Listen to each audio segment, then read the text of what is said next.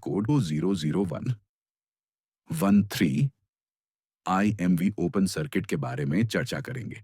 इसका मतलब है कि IMV और ECU के बीच का वायरिंग का कनेक्शन खुल गया है या वायरिंग कट गया है या फिर IMV का कॉइल खराब हो सकता है।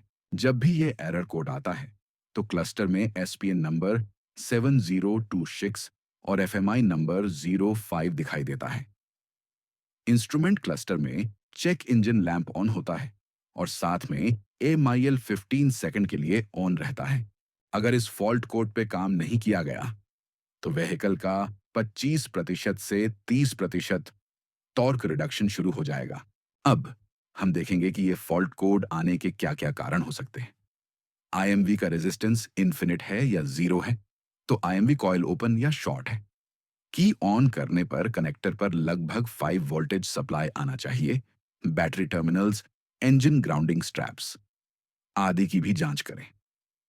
वायरिंग और वोल्टेज सप्लाई ठीक है, फिर भी फॉल्ट कोड आ रहा है तो IMV खराब हो सकता है। अगर ये सभी चीजें सही हैं तो इसके बाद ही हम आगे के डायग्नोसिस पर जाएंगे। दूसरा काम हम ये करेंगे कि पिंस टेढ़े, टूटे या जले हुए तो नहीं हैं, कनेक्टर लूज या डैमेज तो नहीं है, धूल मिट्टी तो नहीं जमा है। ये पॉइंट्स देखेंगे। IMV valve, wiring harness, socket properly connected है या नहीं है, ये चेक करेंगे।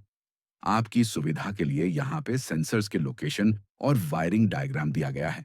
बताए गए स्टेप्स फॉलो करने के बाद हम देखेंगे कि फोल्ड कोड रिजॉल्व हुआ कि नहीं है। ये कंफर्म करने के लिए व्हीकल को पार्किंग कंडीशन में रखते हुए इंजन को स्टार्ट करके 2 मिनट के लिए 100% पेडल प्रेस करेंगे। साथ ही TDS में व्हीकल पैरामीटर में जाकर IMV करंट डिमांड और IMV करंट फीडबैक की वैल्यू लगभग मैच होनी चाहिए। अगर बताई गई वैल्यू मिलती है तो आपका इशू रिजॉल्व हो चुका है। अगर बताई गई वैल्यू नहीं मिलती तो TDS में रूटीन्स टेस्ट में जाकर IMV टेस्ट और IMV बज टेस्ट परफॉर्म करके देखना है। अगर टेस्ट पास हो गया है तो दोबारा IMV डिमांड टेस्ट और IMV फीडबैक टेस्ट का भी वैल्यू लिमिट में आ जाएगा। और अगर IMV टेस्ट और IMV बज टेस्ट फेल हो गया तो IMV को रिप्लेस करेंगे। IMV रिप्लेस करने के बाद रीसेट IMV वाल्व टेस्ट और reset HP pump valve test करना है। ये करने के बाद आपको दोबारा व्हीकल पैरामीटर में IMV डिमांड और IMV फीडबैक पैरामीटर चेक कर लेना है। अब आप देखेंगे कि फॉल्ट कोड और इंस्ट्रूमेंट क्लस्टर से AMIL चला गया है। हम आशा करते हैं कि आप इस वीडियो के माध्यम से फॉल्ट कोड को रिजॉल्व कर सकते हैं। वीडियो को ध्यानपूर्वक देखने और सुनने के लिए धन्यवाद।